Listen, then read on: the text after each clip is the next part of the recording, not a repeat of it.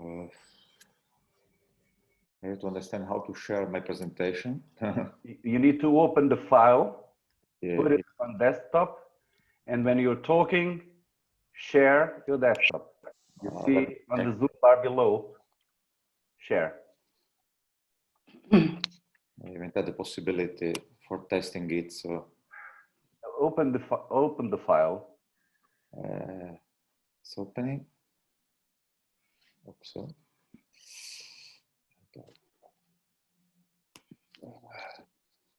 So difficult. Marco, close, stop your sharing, then open your file. Does everybody hear me? Stop sharing. Yeah. Yeah. The file is open now. Is? Okay, yeah. So now choose share and choose the file. Check. Didn't have the opportunity for testing it. Share.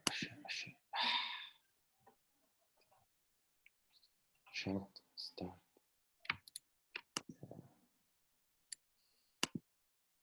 Maybe it works. Let me see. Yeah. It works. I don't see it, but yeah. Now close it, please. Yeah. Just 1 second. Is it? Check.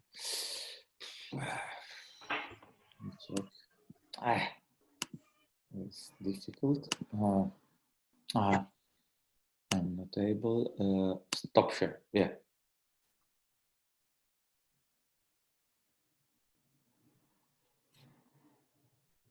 Okay. Okay. Excuse me, I'm just checking the sound. Does everybody hear me? Yeah. Yes, yes. Yeah, thank you.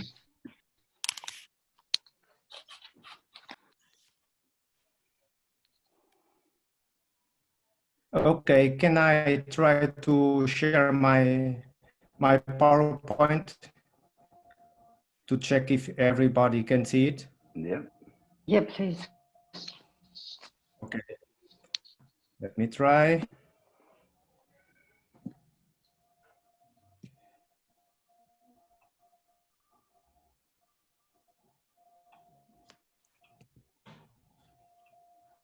Is everybody seeing this? Not yet. But I saw a message saying that your internet is not stable. Maybe it's better to close your video and then share. Oh, no. Yeah. Oh, I thought. No, that's okay. We are now seeing your, yeah.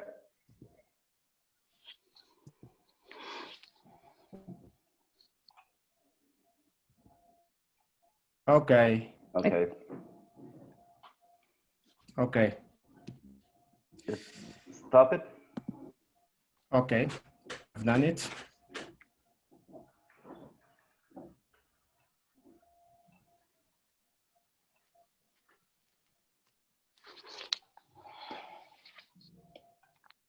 So I deprehend there's a time delay between the exposition of PowerPoint and the sharing to my colleagues. Maybe a few seconds. It depends on your internet. So, but please stop sharing your file.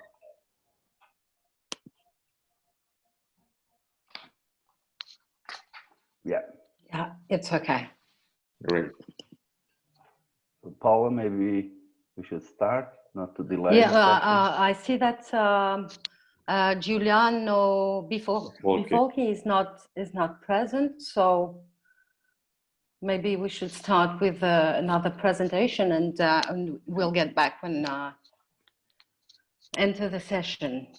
Well, good morning. Just to say that we will have to close the session around 10:50 to have 10 minutes of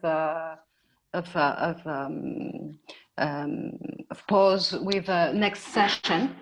So as you know, you will have around 15 minutes to your presentation. All right. Okay. Okay, so maybe we can start with Marco Marsili if you'd like. I try. Yeah, I'm available. Let me just try to share my presentation. Okay. I don't know if you're able to see it. Yes. Yes, me not. So remote control maybe. I have the control. I got the power or not? I don't know. Let me see. So you are seeing the presentation anyway. Yes, we are. Okay. Yes. So good morning, everybody, and I'd like to thank Paula for chairing this session, and I'd like to greet all my colleagues sharing this panel, and welcome all the attendees to this panel, to the conference. And I'd like to direct a special thanks to the organization, everybody at the Chesna International, at all the staff here at in Lisbon at Universidade Autónoma de Lisboa, and Observare for having made this conference possible, even in this difficult context due to the COVID-19 pandemic. So my presentation is about Middle East politics. So the scope and the purpose of this study is to check whether a state institution, a political party, or even a branch of a government can be considered as a terrorist organization, or if it is only a legitimate political actor and a political institution.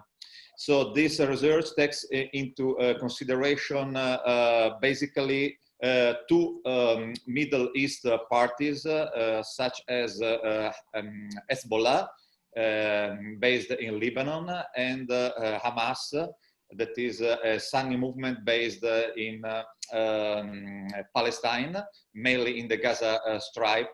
And both these political parties that have also a military wing are backed by the government of Tehran. That is also a question whether it is a state proxy supporting international terrorism.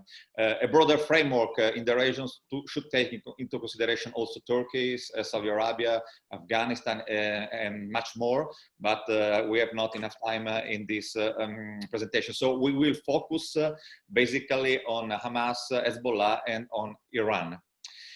So I give you a brief introduction about Hezbollah in a nutshell, just in a few data. Hezbollah is the translation into English language is the Party of Allah, the Party of God.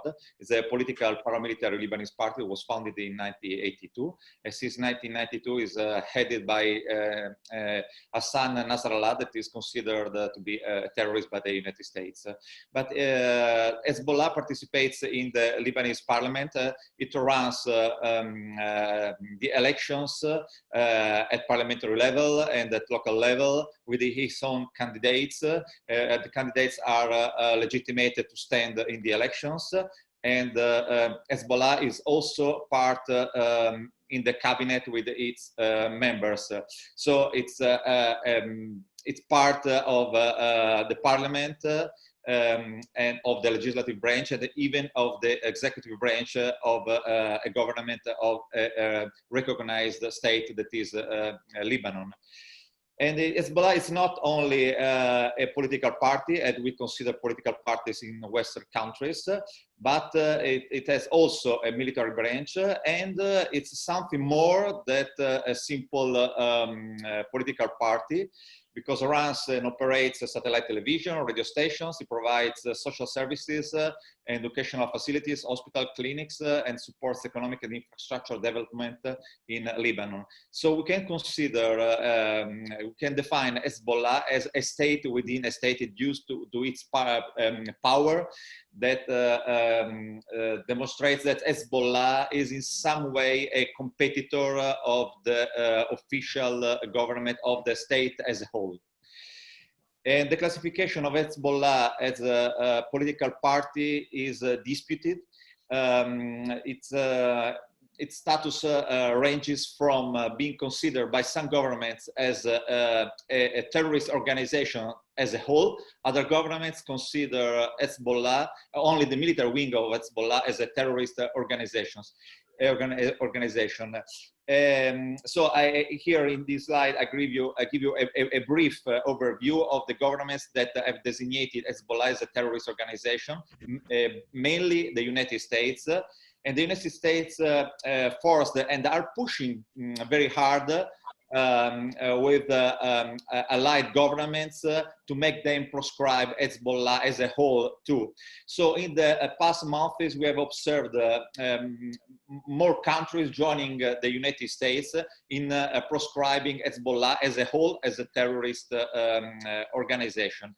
But the European Union, and just to say, New Zealand blacklisted only Hezbollah military wing, not Hezbollah as a whole, so they consider it a legitimate political party.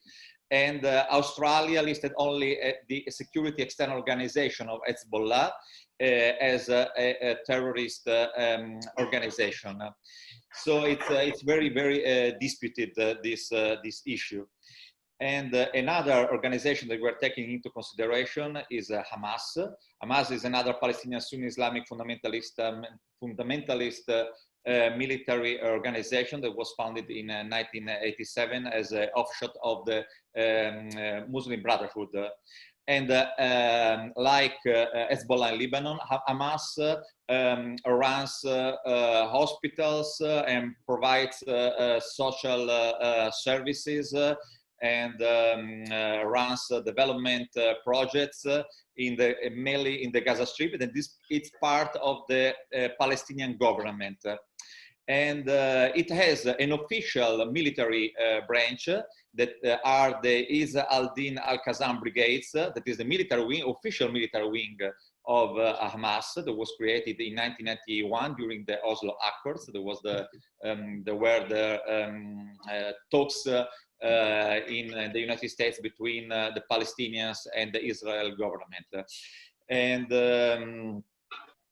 Hamas took over the de facto government of the Gaza Strip since 2007, and since then since the following elections, it's a part of the broad coalition that governs this is another disputed issue. The state of Palestine, that is being recognized according to the United Nations General Assembly resolution, as being recognized as a state by many governments, but it's considered by other governments such as the United States and Israel and other allies in the region, considered not to be a real state. They do not recognize the statehood of Palestine. They consider it only as the Palestinian national authority. So this is another disputed question. And in the Arab and Muslim world, Hamas is considered a legitimate political actor.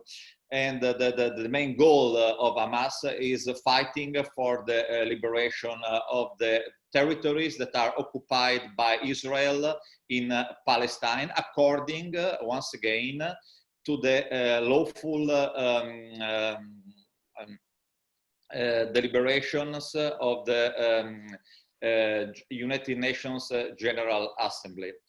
And Hamas, like Hezbollah, Hamas is, as a whole, is proscribed by a few governments, United States, Canada, Egypt, Israel, Japan. And it's not blacklisted by most of the governments, just like Russia, Norway, Switzerland. I mean, that are not regional governments, are not, that are Western democracies. And other governments such as UK, Australia, New Zealand have designated only the military wing of Hamas, it's al-Din al-Qassam brigades, as a terrorist organization. So it's a disputed question, and sometimes, maybe often, the qualification of these movements as terrorist organizations, these political parties as terrorist organizations, is based just on factual facts. Here I show you a ruling of the European General Court, which annulled the measures that were taken by the Council of the European Union against Hamas and Al-Qassam brigades. The European General Court argued that measures were based not on facts examined and confirmed in decision of competent authorities, but on factual imputations derived from the press and from the internet, such as happened in the United States with Guantanamo. The US Supreme Court ruled that many of these imprisonments were unlawful because the charges were based only on the internet, on press cuts, and on Facebook posts. So you cannot base a judgment, you cannot decide, you cannot rule whether an organization is a terrorist or not, basing these accusations only on internet informations. Should be something more. And to come to the end, this is the biggest question mark, is whether a state can be considered a terrorist organization.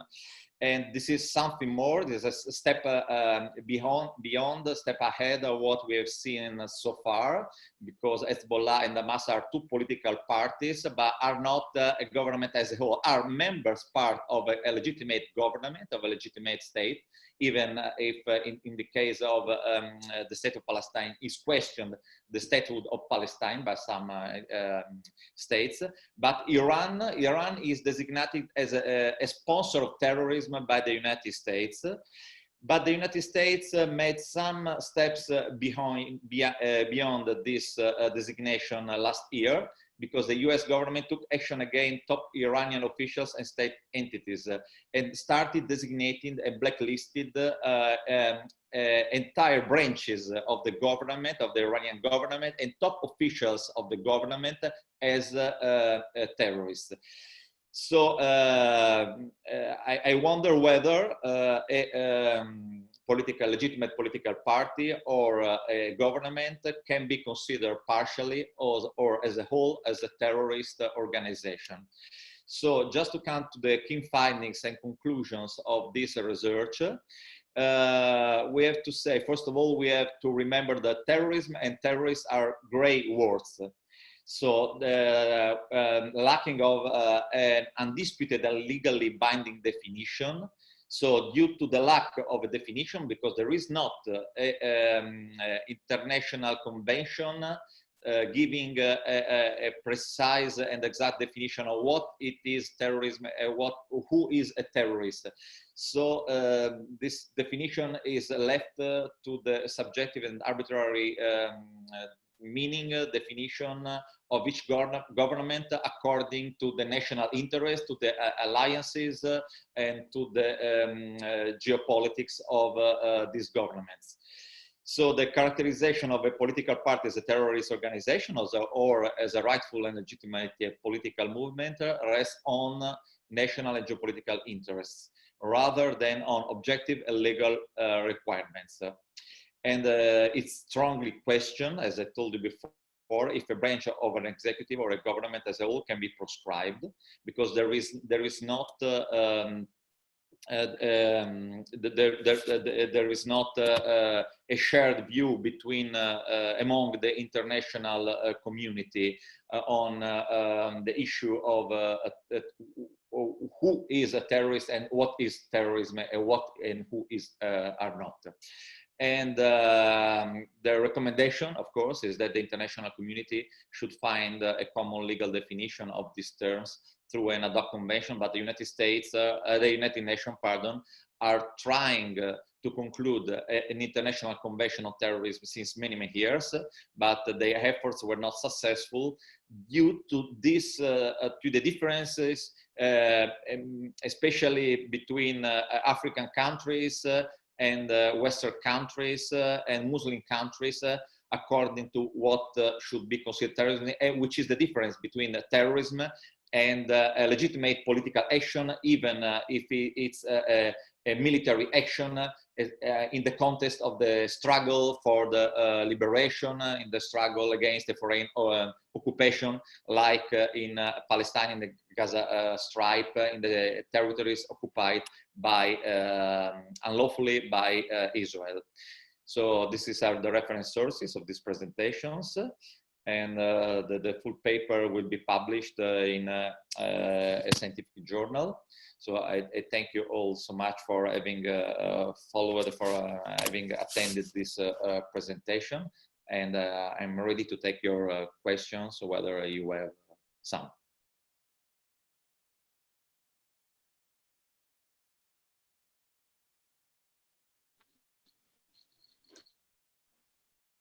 Thank you, Marco. Maybe we could now get some questions. If I can't see all of you because of the Zoom, and so if you have questions, please ask to talk, because otherwise I can't see all of you. All right. Is there any question?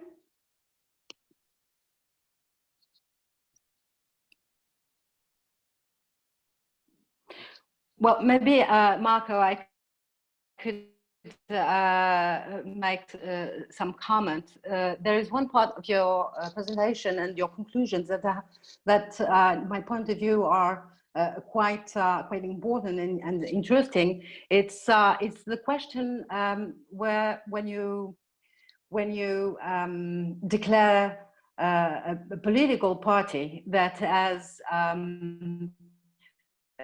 participation in a government or in political institutions of a country, how you can where shall it leave that government, and the relations that that the other countries can have with this this government? It's a good question, and you cannot serve that just to make. I give you another example in that area, that are the Muslim Brotherhood. It is the Muslim Brotherhood. You all know that after 40 years and more of the ruling of Mubarak, the dictatorship of Mubarak, they were more or less a king, a permanent president in Egypt. He was overthrown by the chief of staff, that is the current president, incumbent, that is Al-Sisi. And after the coup d'etat that was run by Al-Sisi, Egypt declared outlaw the Muslim Brotherhood, the party that was the ruling party before the coup d'etat. And following this decision, some governments that were linked to Egypt followed Egypt in these decisions, other not, like Turkey. The Turkish President Erdogan still considers unlawful the current president of Egypt, because he considers still as lawful the past one, that is dead now, Marsili. And so it's the consideration of a political party, such it was the Muslim Brotherhood that was ruling Egypt, how a government can become from one day to another day a terrorist organization that was labeled in Egypt after the coup d'etat, the Muslim Brotherhood. But other governments, such as the Turkish government, of course the Palestinian government, they do not consider at all the Muslim Brotherhood a terrorist organization, even because the members, the heads of these governments are themselves members of the Muslim Brotherhood. So it's very difficult because these considerations, these decisions are based on ties, on links that are in that area are religious links. that are Shiite movements, and we have Sunni movements on the other side, and then we have the United States and their allies. So Egypt now is an ally of the United States, and then we have Israel and these other countries, Saudi Arabia. So these countries have different positions from the other ones, because the difference are between alliances. I mean, this bloc, United States, Israel, Saudi Arabia, and the other countries. Then you have the Shia movements, Shia governments, and then we have the Shiite governments.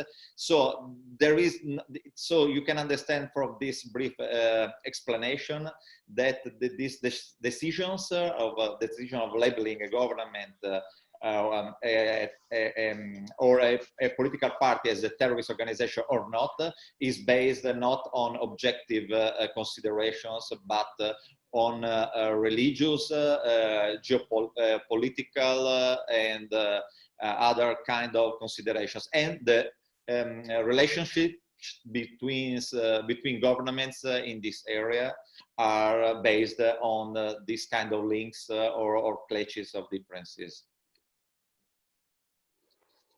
Thank you. Just one more thing. Last question. Did you consider to have some to do some comparison also with some situations that we lived here in Europe, for example, Hira or yeah, that's a good question. But when you come to give up to the use of force as a means of political struggle, then you become a legitimate political actor, because it happened the same with the also accords with Al-Fatah in Palestine, when the Palestinians gave up to the so-called terrorist policy, and they accepted to become a legitimate only a political actor. Then there were the United States, Israel, all the other governments stopped in considering them Al-Fatah a terrorist organization. So the same is for IRA, that I mean, you know, all this Sinn Féin, all these terrorist organizations, between quotes, I mean terrorist organizations, are linked to a legitimate political party, and all these kind of political parties that are fighting for the liberation of their soil, of their territory, need also to be back to be supported by a military wing. But when the political party renounces to the use of force as a means of a political struggle, at that point they are considered only as a political legitimate political movement, political party, and no more as a terrorist organization. Thank you, Marco. Thank you for your presentation. I see that Giuliano Bifolchi is with us now, and maybe we could let me just ask if there is another some more questions for Marco, or it's or is it okay? No? Okay. Thanks, everybody. Thanks. Okay, thank you. Giuliano, please, could you present your? Yes. Good morning, everyone. Sorry if I'm late, but I had some technical issues with my department, so sometimes can happen. And today I would like to present. I'm going to share. I don't know if it's me, but I can't hear you very well. Can't you hear me?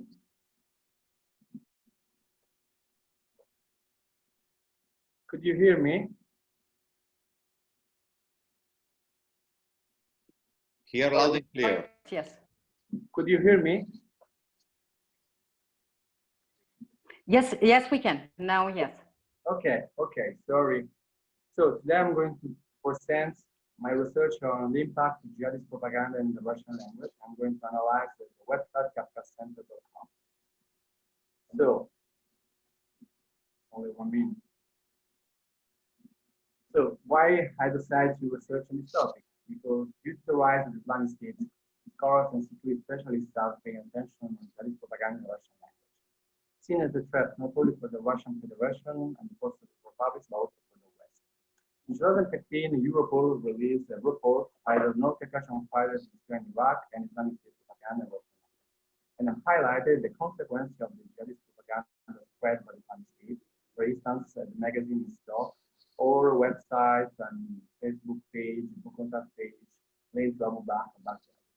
Before the rise of the Islamic State, we should know that the North Caucasus was the epicenter of very strategic communication in Russian language, thanks to the activities of the local police groups. In fact, in 2007, the Dr. Umarov announced the creation of Kafkas, the Caucasus Community, a terrorist organization declared by the Russian Federation, whose goal was to establish an imamate in the North Caucasus under Sharia law, the Islamic law. So the Caucasus Emirate controlled or was involved in the propaganda activities of different websites, social network profiles, blogs, and internet pages. The KafkaCenter.com, an internet portal linked to Marat Kafka, has been one of the most dynamic and famous websites because of its massive impact on the public opinion in the Russian Federation abroad. For around 2 decades, this website has propagated ideological message against the Russian Central Authority and the Kuffar, so the infidels, showing longevity and the ability to survive the Kremlin's counter-terrorism. So the aim of the research is to investigate the impact of its jihadist propaganda interpreted as a threat, as I told you, not only for the Russian Federation, but also for the European Union, where several North Caucasian refugees and migrants live. And the core of this study is the website itself, KafkaCenter.com. I'm going to present you, to introduce you to the structures, the contents, the topics, sources, religious messages, and also because the entire website is organized with the purpose of reaching and influencing a broad audience inside and outside the Russian Federation. And I conduct this research also comparing some outcomes with academic literature, media reports, NGO reports regarding North Caucasus, the jihadist propaganda in the Russian language. So first of all, the North Caucasus, KafkaCenter.com at the beginning was linked to the North Caucasus. It's a strategic region, not only for the Russian Federation. The Russian Federation is important because of its domestic stability and foreign policy, but also for the entire Eurasia, because it's a bridge and also frontier between Europe and Asia, and because it links to Middle East, the Caspian Sea region, the Black Sea region, and Central Asia. So, brief history. As you know, there were many reports regarding the critical situation in the independent media in Russian Federation. KafkaCenter.com has appeared as the leading source of information in this media vacuum. Adam Tunsoyer and Mikhail Storcio claimed the right to freedom of speech and launched the website Kafkas.org from Europe in 1999. And they say that, I'm sorry if it is not possible to hear my voice. I can speak loudly. Can you hear me? Can you hear me now? No, it's better. No, it's okay, a little bit better, yeah. Okay, thanks. I'm sorry. So I hope that you heard the introduction, and now I'm saying some information about like the history. As I say, in 1999, Adam Tunsoyev and Mikhail Storcio found the Kafkas.org, an online website to support the North Caucasian local militancy and against the Kremlin's censorship campaign.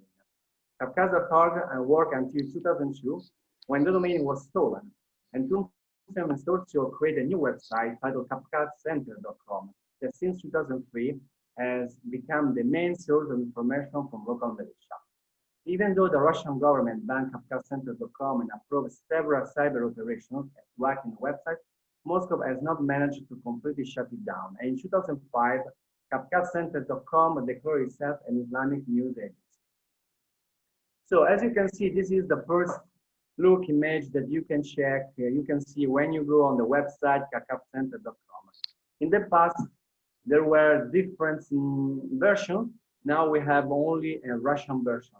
So as you can imagine, in the past, KafkaCenter.com had developed English, Arabic, and Turkish versions with the purpose of creating a network of contacts and followers in the Middle East and Central Asia, notably in Syria, Iraq, and Afghanistan.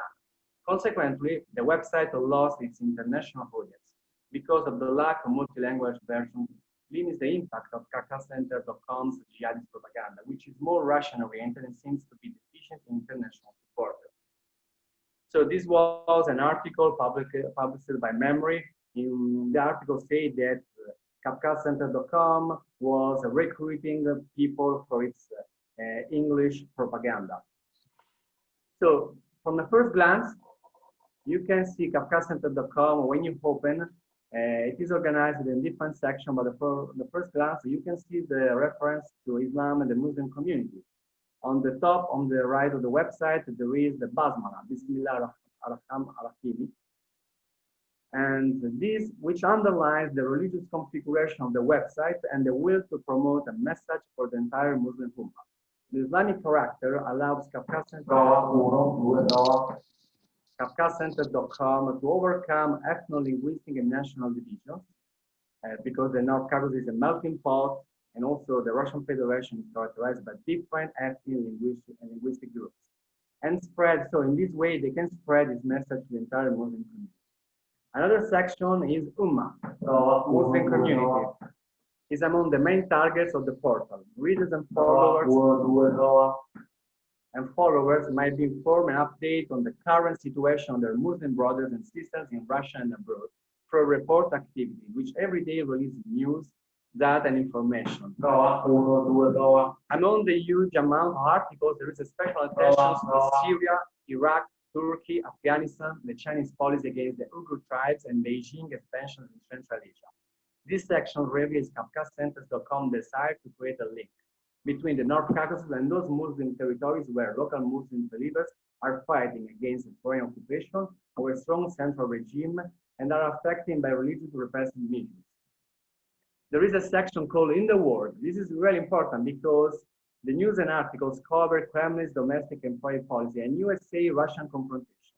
Washington, the United States, they have a double value because it is at the same time an enemy of the Muslim Ummah, but also an ally in the war against the Russian Federation. In fact, the rhetoric in this section highlights that since 2001, the White House has fought the Taliban in Afghanistan, has imposed a Shia government in Iraq after toppling down Saddam Hussein regime, and has tried to control for its military power the Middle East, North Africa, and Central Asia, with the aim of diffusing its capitalist philosophy and exploiting the regional natural resources. However, Washington was also the Mujahideen supporter during the Rus-Afghan War and the first enemy of the Soviet Union during the Cold War. And still nowadays, the White House is facing the expansion of the Russian Federation in the Middle East and North Africa, and contrasted the Russian military presence and operation in the post-Soviet space. So, KakaCenter.com describes the United States and the European Union sometimes as allies of the Muslim community, where they contrast the Russian Federation and enemies of Muslims because the episode of racism and intolerance or the USA Middle East strategy. There is a section, of course, regarding Russia, and this is important because they are covering they emphasize the disrespectful Kremlin's religious policy against the real Islam and the Russian strategy to impose its favorite Muslim clergy and to dominate the Russian Muslim Ummah. A special focus is on the Russian president. We can say that they have like an obsession for the Russian president and also for FSB activities. The Caucasus is covered. The main attention is on Chechnya, Dagestan, Ingushetia, report on the Chechen leader Ramazan Kadyrov, the former head of state of Ingushetia, Yunusbek Yekurov, or Czechism, referring to the Czech, the secret policy during the Cold War in the Soviet Union. There are other sections like opinions and press, where they try to characterize the website as the Islamic media agency and spread the report from Russia, from abroad, and also opinions regarding important religious figures. And there is the section Dawa or Dawat, where the website refers to religious figures to explain some specific part of Surah, and also to discuss topics like jihad or the role of Mujahideens in the contemporary era. The media section is really important because you can find video where Al-Maraka Kazimir discussing special religious issues such as jihad and Mujahideens' role in the contemporary era. And there's also the section of feedback of Bratnia Vias, where you can contact directly KakaCenter.com and you can be in touch with this model, and it's also a way to recruit potential fighters. Such a network is really important. They start operating on Twitter in the past since 2011, but as you know, there were a policy and a cyber policy against the terrorist accounts, but Kakacenter.com has managed to survive, and nowadays the profile has thousands of followers, with it follows only a small number of accounts. Usually the topics they retweet or they post articles and news about Afghanistan, the Middle East, the North Caucasus, and they want also to use like a psychological, to have a psychological effect of reminding to the Russian audience the Afghan war, the Caucasus war, and to remind the two battlegrounds where in Afghanistan the Soviet Union lost, or during the Tsarist Empire in the Caucasus war managed to overcome the local forces with a big effort. There is also the counter narrative in Russia. If you write in Russian the word propaganda, you can find more than 1,770 publications regarding it. And they say that they describe the Kremlin strategic communication as a threat for the Russian citizens and the entire world.